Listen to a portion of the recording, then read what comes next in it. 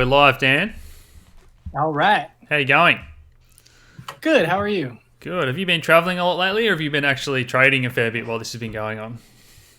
I just bought a house, so I'm dealing with all that. I've been living out of my car for 6 years, and now I have to fill up a house, so I'm doing all that. I have been trading. I just flipped LTC maybe 10 minutes before we started this call. But other than that, just holding long term, not thinking about those positions, and waiting patiently, not buying anything up here aside from quick scalps.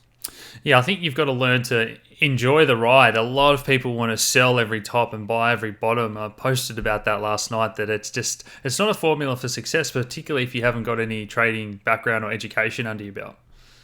Absolutely. And no matter what, you're not going to nail the top and bottom, and you're always going to feel bad about what your decision is. So the best way to do it, in my opinion, I have three strategies now where I just have my long-term, don't touch it, my swing trading where I'm holding for 2 days, 4 days, 6 days, and then scalp. And so I always have capital available. And in moves like this, where I currently don't have any shorter term positions, I don't have to feel the feeling in my stomach and the FOMO, because I know that I'm profiting on my long-term no-touch positions. Awesome. Do you want to share your charts and let us know what you're looking at? Because we're at some pretty key levels now. A lot of people saying that this sort of 11.6 area is where we had the weekly closes back in December 2017, I think, and it's really the only last resistance until the all-time highs. Yep, I'll switch my screen over. Perfect. So on the weekly time frame, the resistance that I assume we're talking about here on Coinbase, it's 11,775, and there is a lack of resistance after it, which is why that level is so key. Really, the next clear level on the weekly time frame after that is up in the 17,000 range. And you can see right there, here we are. And the question is, can we blow through it like we've blown through 6,000 and like we blew through 10,000? And a lot of people are asking, how high can this go? Where are we going to top out? And the answer is that anybody that is on YouTube or a personality that, like you or I, we don't know. And anybody pretending they're talking in certainty about where we're going to top out, it's just a guess. And if any market can do the complete unexpected, it's the cryptocurrency market. So definitely wanting to be in positions that I hold forever, because I will, well, forever is the wrong word, but hold for years, because I know that I would be selling by now already, and I'd be missing a lot of this move up. So that's almost a way of just slapping myself on the hands and not allowing me to overtrade. Yeah, and nobody picked that it would blast through 6,000 and then blast through 10,000. So it's just those rules that we're talking about. Enjoy your long-term holdings, guys, and trade on top of it. And I think back in 2017, Dan, if you want to close the charts and you and I go back to having a little chat, but I think back in 2017, you and I had very different styles, but I think we had similar performances. But I think everyone wants to be that day trader and they think it's cool and whatnot. But a lot of the traders that entered this space underperformed, didn't they? Because they weren't used to markets that go 10x. They take profits when they get a double. And next thing you know, the altcoin's gone up tenfold. So holding can be the greatest strategy. And at the moment, it looks like it's Bitcoin that you want to hold. Yeah, absolutely. There was, RSI levels. If I'm trading a stock and the RSI levels on the hourly time frame are up at 80, there is no chance I'm buying, and I'm definitely taking profit. And here, with the lack of, it's really history. You go back and look at whatever you're trading, and you can say, okay, we generally top out or bottom out at these RSI levels.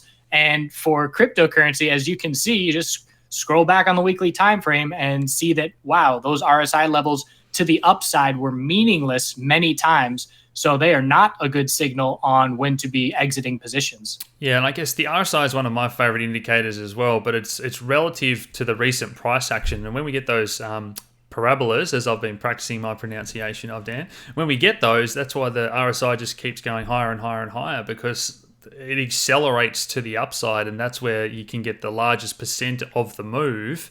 But it's the most dangerous time to be buying, I guess. So in terms of profit taking, another question that I guess you get asked a lot as well is, my tips are, if you've made a substantial amount of money, always sell a little bit, guys. If it's going to hurt you, if Bitcoin falls back down from these levels, then maybe you've invested too much in the first place, but it's never a bad time to take some money off the table. Yeah, I call that my anti-FOMO, where I'm scaling out. And if I scale out a portion of my position and it keeps going up, that's great. I'm still profiting. And if it starts pulling back, that's great. I sold at a great time and I have cash now. And another thing that I've been telling people, my members and people in videos, is to not be shorting and just wait. Have a very clear rule of thumb. If we are in a daily uptrend on Bitcoin, I'm not going to short Bitcoin. And that will prevent you from making mistakes. And right now, I feel like the space, the cryptocurrency space as it develops, it's making it more accessible for people to go short and use high leverage. And it's encouraging newer traders who don't really know what they're doing to get into bad spots. And I think a lot of this move, the fuel for going higher and higher, who's buying at 11,600? I think a lot of it is shorts that are being forced to continuously cover because we just continuously go higher. And anybody that has entered short in the last 3 weeks is underwater right now. Yeah, and I've got the BitMEX chart up here, and it still astounds me how many people are long, particularly Ethereum. But I know on Bitfinex there's definitely more shorts than longs. They're also adding 100x leverage soon. I'm not sure if you saw that tweet yesterday. So Bitfinex is following BitMEX. We've got Binance, who have the majority of retail investors, and there's new Synthetics is a little project that's doing this in a decentralized fashion with tokens. So everyone wants to create leverage and shorting opportunities for the average retail investor. And as you said, people seem to want to short on the way up, and no one wanted to short on the way down. Scary stuff there. Absolutely. And yeah, it can be dangerous if, people put themselves in a lot of trouble in financial situations. And unfortunately, bad things can come of that. I guess one tip I would have for people at home is always thinking about who's on the other side of the screen or on the other side of that trade when you're going to execute a trade. And everyone wants to buy in. Everyone wants a dip. And a lot of people are on the sidelines that missed out, that thought it was pulling back at 6, and then they thought it's pulling back at 10, and now they're still waiting for a pullback. So when you have that mindset of, why is it going to go down if you want to short it, when there's so many people that have missed out, people that want to buy the dip, new people entering. We just got the news today that Ledger X have beat backed to market with the physically backed Bitcoin futures. They got the AOK from the CFTC, I think. So it's just all happening. It's not the time to be shorting. Yeah, I mean, every consolidation period we see at this point, there's people competing to buy the dip. Not only are people that missed out looking to buy the dip, but shorts who are getting a little bit of a breath, and maybe they're getting back to break even, or maybe their losses are down enough that they're willing to take it. Those are both people that are adding to these higher lows and then continuation moves. Cool. So I'll just bring the chart up quickly on the 5-minute time frame. It's still just consolidating. Every time we get a little bit of a bull flag, it just wants to keep going higher. And I guess a daily close above that level we just touched on is pretty bullish, and it's going to keep people really bullish, isn't it, Dan? Yeah, I've been watching the 4-hour uptrend as my guide, and that 4-hour uptrend on Bitcoin has been intact for pretty much over a week at this point. And I don't foresee that we're just going to lose this I think it's going to be a volume climax scenario, a capitulation kind of max push up where, maybe we go to 12,400 and then we drop right back down to 11,500 on the same 15-minute candlestick. And when we get that kind of extreme, we've seen it, 4 to 5% of a pullback real quick, and then the bulls progressively buy that dip. But I think when we get a big time move up and then a big time move back, that's going to indicate the temporary top. And we got a pretty big week on the Bitfinex chart. It crashed from 11,400 down to 10,800. So that was a $600 move last night just on Bitfinex. But maybe that's the first of the whales that are starting to take some profits.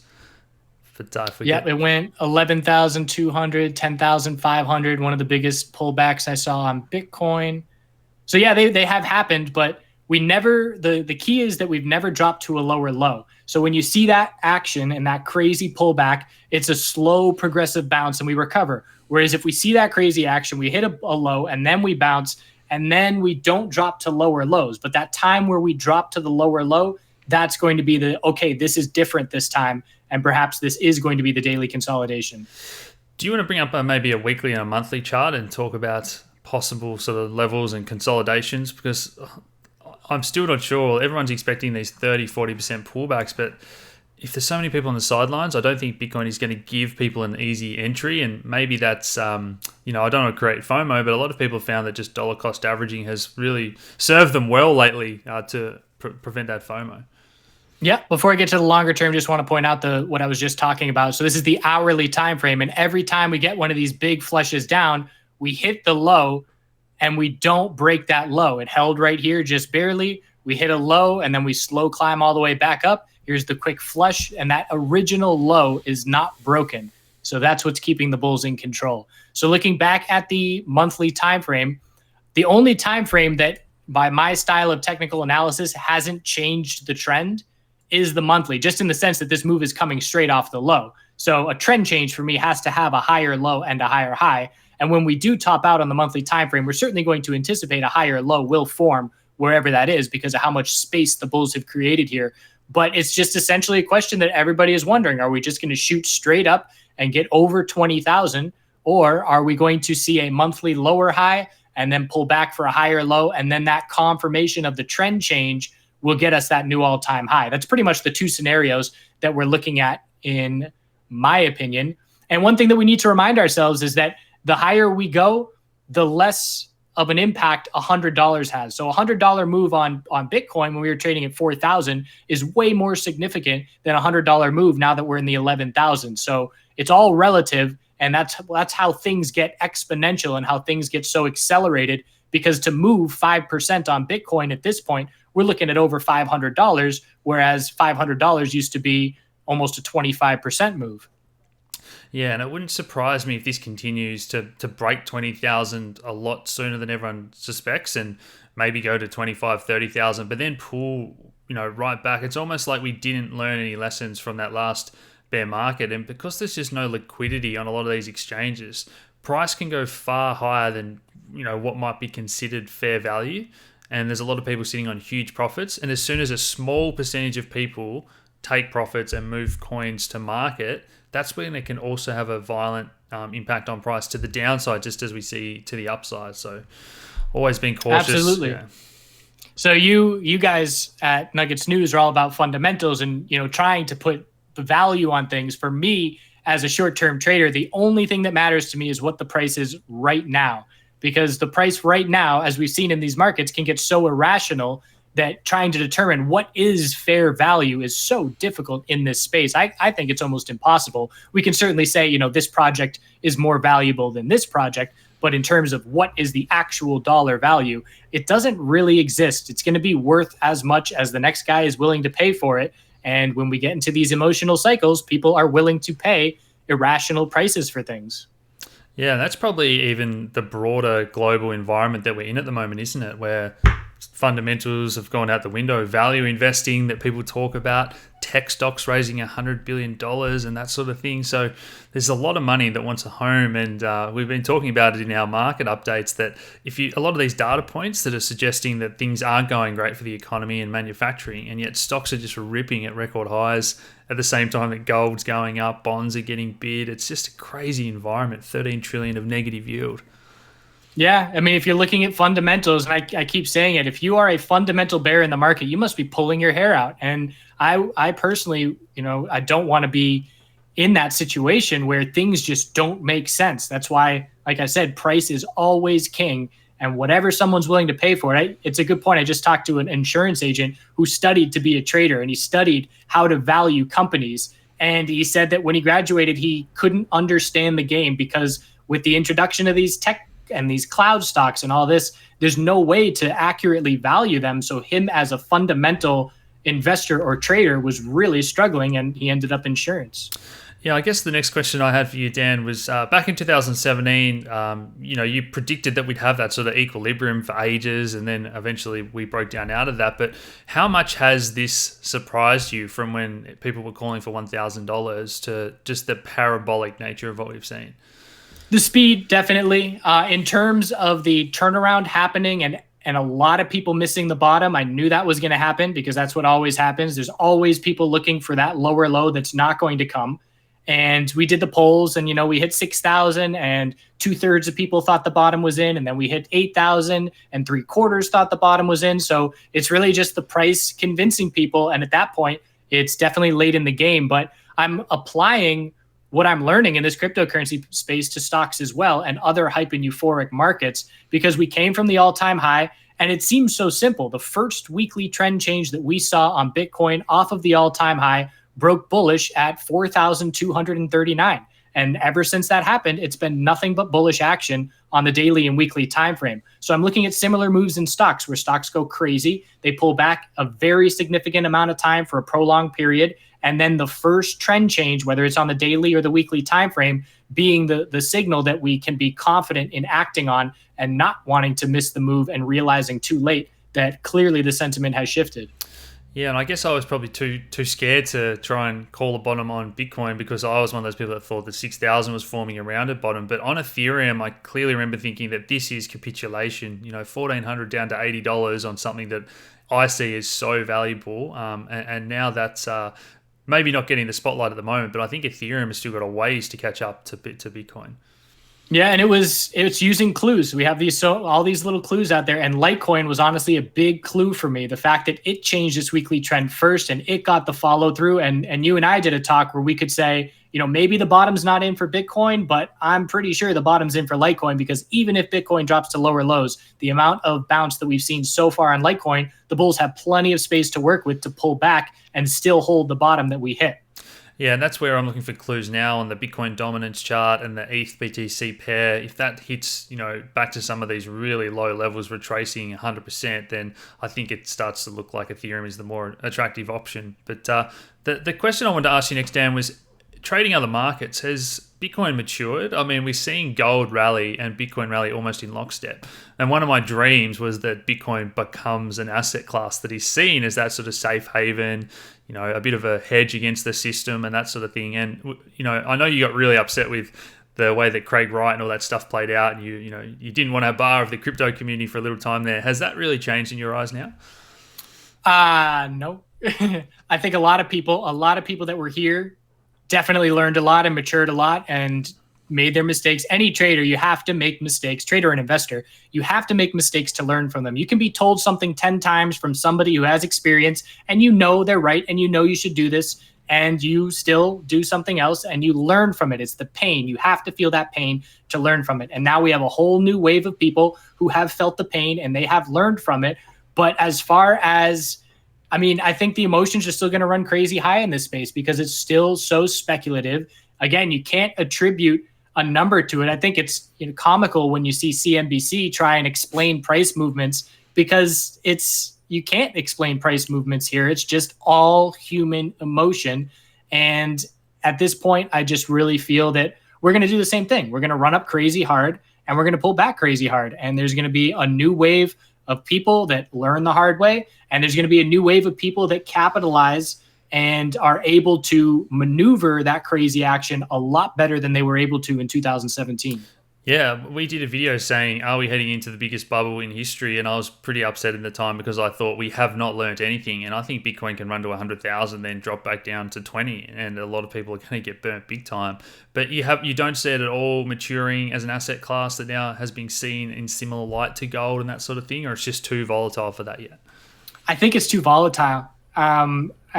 Again, these moves, it throws so much out the window and it allows emotion. I mean, greed and fear, these root emotions that come from money. And when there's this much money being thrown around and you can make a ton of money this quickly or lose a ton of money this quickly, it keeps people emotional and it really drops us down a notch in terms of maturity. Cool. Well, there's only 5 minutes left to the daily close now, Dan, if you want to bring up the chart again. And while we've been talking, Bitcoin's going higher. We just broke weekly resistance on Coinbase, so that level's out of the way. We certainly want to get a bit more follow through. We only broke it by $10, but if we clear 11,800, then we are in the clear on the weekly time frame as far as a complete lack of resistance. It is incredible, isn't it? That's Coinbase there. The volume does look better on other charts and on combined charts, but it's certainly been increasing off the bottom. But is it just running out of steam now on the daily and weekly chart as we've started to go a bit parabolic? Not really. No, I don't think so. I think we're going to top out by going, one of those moves that we saw in 2017 where we go $500 in 15-minute candlestick or $1,000 and 1 hourly candlestick. And then we're actually close to, no, that's a daily candlestick. Never mind. But one of those moves that just goes so fast that all of the order book is cleared out. So we're buying, the ask is completely cleared out, and the bids, while they're catching up a little bit, it's not significant enough to, offset that when any kind of selling pressure comes in, there is no bid support because the entire order book was just cleared out. Yeah. There's still 4 minutes to go, Dan. Do we want to stay online for this daily close? Does this change much for you if we close over here on the daily, or is it more on that weekly time frame? For me at this point, it's the 4 hour. So I'm just concerned with the 4 hour uptrend. And as long as that 4 hour uptrend is intact, the bulls have complete control as far as I'm concerned. Lose that 4 hour uptrend, then we zoom out to the daily chart, and we're going to look for that healthy daily higher low to form wherever it ends up being. And once we start to see that consolidation, that's when we start to gauge where can this pullback take us, because we need to see how much volume is behind that consolidation. If we see the 4 hour uptrend lost and the lower highs and lower lows on the 4 hour time frame don't get much follow through, then we know that a daily bull flag has the potential. So there's definitely a lot of FOMO going on. And of course, I know you see it as well, but video views and social media metrics and even just real life people talking about it who wouldn't be talking about it, that's all on an uptick, and we are entering the greed phase of things. And the question is, how long can that greed phase last? People can be very greedy, Dan. And I think sometimes we forget that the small percentage of people that are in crypto are getting greedy, but every day there's people that are starting their crypto journey that are, how do I buy Bitcoin? And they have not started this whole process yet. So there's plenty more people to enter the space as well. Absolutely. Have you been trading anything else lately, Dan? Litecoin you mentioned just quickly before. Yeah, I've just been sticking to the big three as far as the cryptocurrency space goes. So Bitcoin, Ethereum, Litecoin, that has worked really well 2017, 2018. So keeping it simple, because I am still doing a lot of stock trading as well. And it is the kind of thing where I am still more comfortable using more capital in stocks than I am in cryptocurrency, just in terms of, whether it's hack risk or whether it's just simplicity for me, to be honest. And keeping cash and capital in all markets allows me to jump on all these opportunities, whether it's gold miners and gold breaking out, whether it's the marijuana sector, whether it's cryptocurrency. If I've got funds dispersed everywhere, then I can jump on any opportunity that presents itself. Yeah, and the gold markets have been fun again lately. I just wonder, I messaged you the other day about, do you think that the junior gold miners are going to get a bit of love and this could become a bit of a trader's playground like we've seen with cannabis stocks and uranium and crypto? The volatility is certainly picking up, and on the US here, we have these 3 times leveraged ETFs. Yeah. So when gold goes 2%, these names are going 6%. And they've been wild. They've been giving us double-digit percentage days a lot in the last 2 weeks. And we saw the same thing 2 years ago where the leveraged ETF miners went up about 900% in 8 months, which, if you're not familiar with the cryptocurrency space, that's unheard of. Obviously, with crypto, that's no big deal. But it's exposing traders to, like you said, traders' playground. It's exactly what volatile traders want, and they're getting it again. I think the tickers are Dust and Nugget from memory, aren't they? Because I remember playing around with those, and they do have a lot of drag, don't they? So a lot of people think, I'll just buy it and hold it forever, and when gold goes up, I'm going to make triple the amount of money. But they do have that cost. Leveraged ETFs by design have time decay built in. So you never want to go long term, and by long term, I'm talking months to years. Never want to hold a long term leveraged ETF in a portfolio because there is absolutely overhead there, and we're getting a little bit of a pullback here. So again, every time we get one of these pullbacks, you want to see, number one, is it a 5-minute high or low? And number two, what kind of dip buying do we get? So I use the exponential moving averages as my guide, and of course the previous high or low of 11,603. And as long as 11,603 holds, the bulls are keeping full control. So as always, it seems very simple, but the trend is your friend. And we can just draw this line in the sand. As long as X is happening, then the bulls keep full control. Yeah, and it's those. I did switch to use those EMAs as well. I used to use Bollinger Bands to get a feel for that, move away from the midpoint. But I'm not sure. Why do you think they work so well, Dan? Do we have so many traders using, some people have it on 10 and 20 as their settings, but so many people are watching this now, it's becoming a self-fulfilling prophecy? I think so. I was shocked, and I was trading stocks, and for 6 years I was using Bollinger Bands, and then 2017 happened, and I saw on GDAX, again, these were the default EMAs that were stuck on the chart. You couldn't change them. And so everybody was looking at it, including myself, and I started to notice, wow, these are actually in play a lot. And then I switched. That changed how I trade stocks now. The cryptocurrency space influenced how I trade stocks. I don't use Bollinger Bands anymore, and I use these 12 and 26 period moving averages on longer term timeframes for stocks. And there's some instances where they aren't useful, and you can see them just whipsawing back and forth over them. But there's some instances where you can look back historically and say, wow, it's really respected these exponential moving averages in the past, so I'm going to utilize them in my trading strategy. That's really interesting. I didn't know that you made the same move from Bollinger's to the EMAs, because I did switch to the EMAs because you were using them and they were becoming so helpful. So there you go. Well, thanks for joining us today, Dan. I'll close that up. We've got a pretty strong daily close, and as long as it's an uptrend, guys, I guess don't fight it. Enjoy it. Hopefully you've been accumulating crypto for crypto winter, and this is the time to enjoy that. Absolutely. Don't fight that trend. 4-hour uptrend is the most important. Lose the 4-hour uptrend, and we'll look for a healthy daily high or low. Thanks for joining us, Dan, and thanks for joining us, guys.